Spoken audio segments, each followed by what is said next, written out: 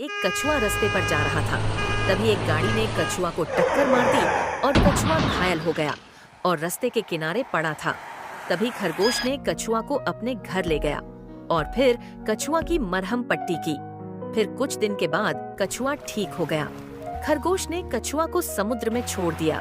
कुछ दिन के बाद बारिश के अपने माँ से प्यार करते हो तो वीडियो को लाइक करके चैनल को सब्सक्राइब कर दो और कमेंट में यह वाली इमोजी सेंड कर। कारण खरगोश पानी में डूबने लगा था। तभी कछुआ ने देखा कि खरगोश पानी में डूब रहा था। कछुआ ने खरगोश को अपने पीठ पर बिठाकर एक अच्छी जगह छोड़ देता है।